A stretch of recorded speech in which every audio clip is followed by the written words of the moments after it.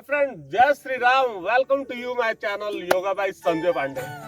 देखिए, आज जो है वो हमारी सरजू नदी की उपनदी में हम आज विचरण कर रहे हैं और आज हम लोग बात करेंगे कॉन्स्टिपेशन की, क्योंकि दुनिया में लगभग 80% से ज्यादा लोगों को कॉन्स्टिपेशन की परेशानी सबसे ज्यादा है।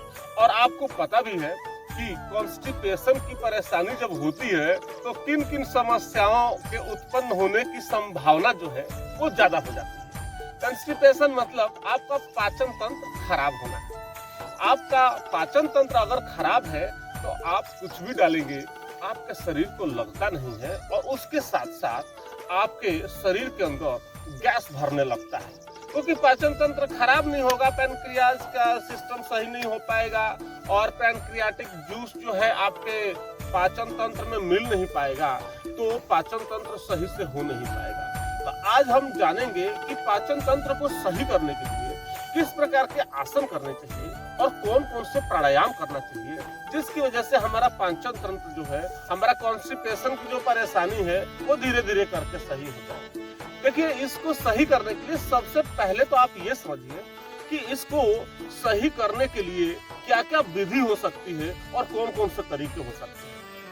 उसके साथ साथ देखिए, कई बार क्या होता है कि हमको सिर में जैसे दर्द होने लगा, तो सिर में दर्द का मतलब कि आपके कॉन्स्टिपेशन की परेशानी की भी एक कारण हो सकता है। तो मतलब आपका पाचन तंत्र खराब होना भी एक कारण हो सकता है, वो सिर के दर्द का होना। उसके साथ साथ बॉडी में बहुत सारे ऐसे सिस्टम हैं जिनका कनेक्शन हमारी नाभि से ही होकर के जाता है, और यहाँ का सिस्टम अगर सही है तो सबका सब सही है। आपको बताइए, यही सबसे ज्यादा महत्व है, क्योंकि आपके पेट में जो भी आप खाते हैं वो अच्छी तरीके से पचना चाहिए और बढ़िया तरीके से मल त्याग और मूत्र त्याग होना चाहिए। और क्योंकि जैसे ही शरीर में जाता है तो शरीर को जिन जिन तत्वों की जो जरूरत पड़ती है वो सारे के सारे तत्व जो है वो भोजन के अंदर से धीरे धीरे बॉडी जो है वो ले और लेने के बाद वो जहां जहां जिसकी जिसकी जरूरत है, जिसकी आवश्यकता है जिन तत्वों की, वो धीरे धीरे करके वो अपने अपने काम में लग जाता है। तो इसलिए आज हम कुछ ऐसे आसन और कुछ ऐसे प्राणायाम करेंगे कि हमारे पाचन तंत्र को कैसे वो सही कर सकता है, कितनी मात्रा में कर सकते हैं और उसके साथ साथ किन किन बातों का ध्यान रखा जाता है। तो आइए आज जानते हैं कि कौन कौन से आसन हमें करना चाहिए और उसमें क्या क्या करना चाहिए। तो आइए, हम लोग पहुंचे हैं गांव पे आज, और गांव के इस छोटे से कंदरा में जो अपनी सरजू नदी की उपनदी है, आप देख भी रहे हैं इधर बगल में हमारी सरजू नदी यानी सरजू माता जी की उपनदी है, जो हमारे यहाँ से बहती हुई जाकर के बलिया के पूरब दिशा में गंगा नदी में वो विलय हो जाती है। और इसी में हम लोग बचपन से ही इसमें पले बढ़े हैं हम लोग, और ये जीवन दायनी है हम लोगों के गाँव के लिए। और क्योंकि ये उस समय से वैदिक कालों से बहती हुई आ रही है, जिस समय पानी का कोई स्रोत नहीं हुआ करता, दूर दूर से लोग केवल नदियों के पानी पर ही निर्भर रहा करते हैं। ये तब से बह रही हैं और हमेशा हम लोगों के जीवन यापन में सबसे ज्यादा सहयोगी रही हैं और अपनी पूर्ण भूमिका और अपनी छत्र छाया, अपनी कृपा जो है हमेशा बरकरार रखती है। तो आइए जानते हैं कि कौन सा ऐसा आसन है जिनको करने से हमारी कॉन्स्टिपेशन की परेशानी दूर हो सकती है। सबसे पहले तो आप गोमुख आसना करें, या फिर उसके पहले देखिए, सबसे पहले तो हम आपको ये बताना चाहते हैं कि कॉन्स्टिपेशन की परेशानी तो ये स्पाइनल रोटेशन से दूर होता ही है, उसके साथ साथ आपकी जो पेट की जो चर्बी है वो धीरे धीरे करके दूर होने लगती है। आप दोनों पैरों को इस प्रकार से रखें और रखने के बाद धीरे धीरे करके इसको आप एक तरफ ले जाएं और इसको धीरे धीरे करके टिका दें और दूसरे वाले को फिर इस पर 5 से 6 आसन हम बताएंगे आज आपको।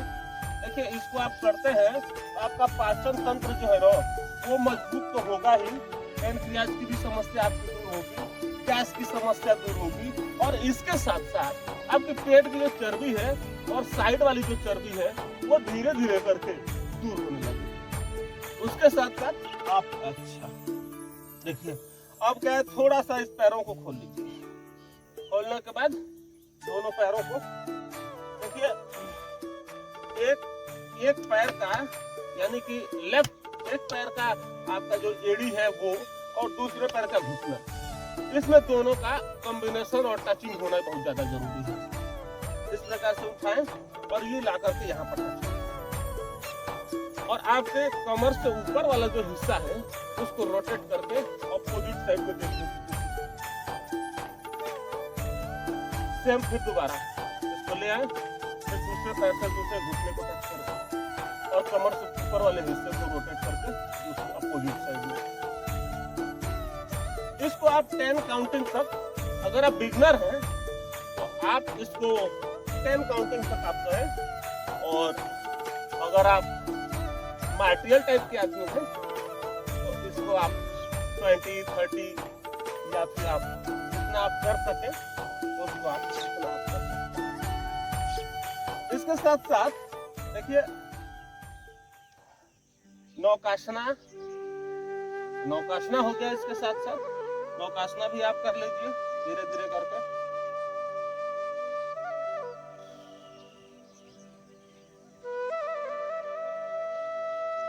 नौकासना करने से आपके पेट की चर्बी एकदम ऐसे गायब हो जाती है जैसे छू मंतर होकर के गायब हो। लेकिन थोड़ा सा आपको प्रैक्टिस करना पड़ेगा, क्योंकि जब तक अच्छी तरीके से आप प्रैक्टिस नहीं करेंगे तो होने वाले जो भी फायदे हैं उनको आप ले नहीं पाएंगे। तो नौकासना हो गया, और इसके साथ साथ आपका स्पाइनल रोटेशन से संबंधित यानी तीसरी एक्सरसाइज ये हो गई।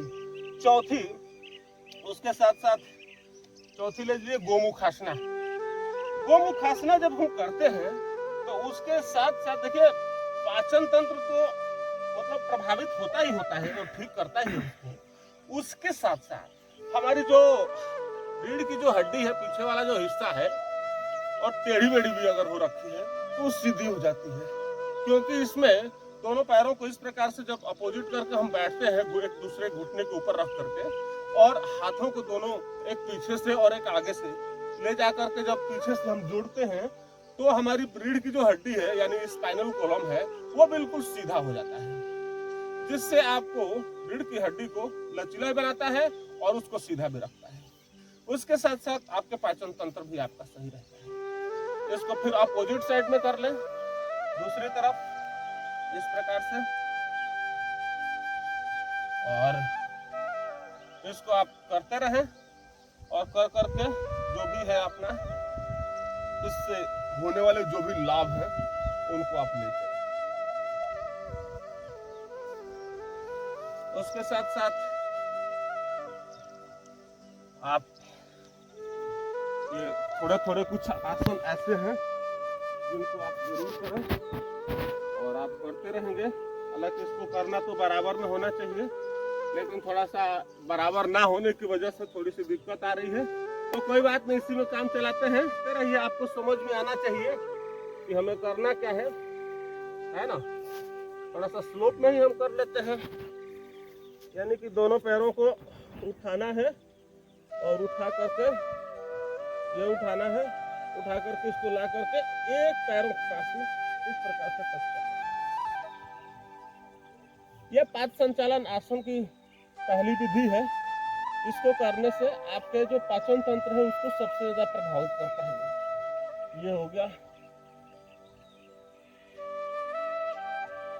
इसको डाउन कर लीजिए, ये ले लीजिए, डाउन कर लीजिए, ये ले लीजिए। ये एक हो गया, और दूसरा दोनों पैरों को उठा करके ये इस प्रकार से आप, इससे आपका पेट जो है ना, आपकी जो चर्बी है वो तो कम होता ही है, और आपके पाचन तंत्र को स्ट्रॉन्ग करता है, और उसके साथ साथ आपका जो पेट है वो इतना बलिष्ठ हो जाएगा कि जिसकी कोई तुलना नहीं की जा सकती। तो इसको देखिए, क्योंकि आप पता ही है कि दुनिया की सबसे पुरानी जो पद्धति है वो योग ही पद्धति है और आयुर्वेद है, क्योंकि इसके पहले कोई सभ्यता ही नहीं थी। सनातन संस्कृति जो है वो सिंधु घाटी सभ्यता को सबसे पुरानी सभ्यता मानी जाती है, क्योंकि उसके पहले कोई सभ्यता ही नहीं थी।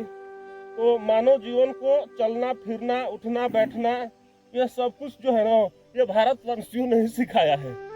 तो इसलिए आप इसको करते रहिए, फिर इसका अपोजिट कर लीजिए इस प्रकार से, और इससे होने वाले जो भी लाभ हैं उसको आप लेते रहिए। इसके साथ साथ कितना हो गया, नंबर 1, 2 और 3 हो गया ये। उसके साथ साथ दोनों पैरों को फिर उठा लीजिए आप ऊपर। उठाने के बाद इसको ले आइए, ला करके यहाँ टच करिए। फिर उसके बाद इसको यहाँ ले आकर के टच करिए। इसको 10 काउंटिंग आप करिए। इसको जब आप 10 काउंटिंग करेंगे कि देखिए ये रोटेट हो रहा है ना, ये हिस्सा, ये जितना अच्छा रोटेट होगा उतना ही बढ़िया आपका पाचन तंत्र भी होगा और आपकी पेट की चर्बी जो है ना वो भी जाएगी। थोड़ा सा कोशिश आपको करना पड़ेगा लगातार। दोनों पैरों में बैंड नहीं होना चाहिए, हमेशा सीधा रहे। और इसको आप वो चर्बी को भी कम करता है और पाचन तंत्र को भी सही रखता है। यस, ये हो गया 1 2 3 4 5। आप अपनी क्षमता अनुसार अगर 5 कर सकते हैं 5 करें, 10 कर सकते हैं तो 10 करें। फिर इसका अपोजिट आप कर लें 1 2 3 4। मतलब इस प्रकार से ये सब की सब समस्याओं को दूर करने का जो पहला मूल मंत्र है वो आप अपनी पाचन तंत्र को सही करिए।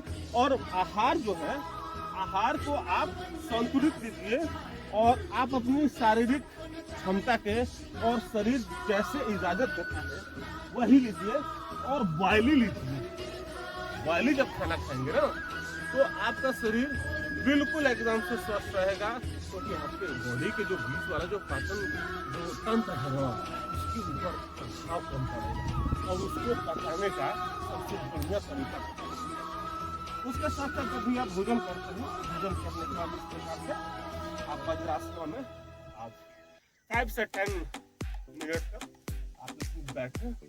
आप अपनी स्पाइनल कॉलम को सीधा रखें और दोनों हाथों को आप अपने घुटने पर इस प्रकार से रखें। करके हाथों को सीधा रखें और 5 से 10 मिनट तक आप इसमें बैठें और इससे होने वाले जो भी फायदे हैं उनको आप पूर्ण तरीके से अपने तो बने रहिए योगा भाई संजय पांडे जी के साथ में। ऐसे ढेर सारे हेल्थ टिप्स हम आपको देते रहेंगे।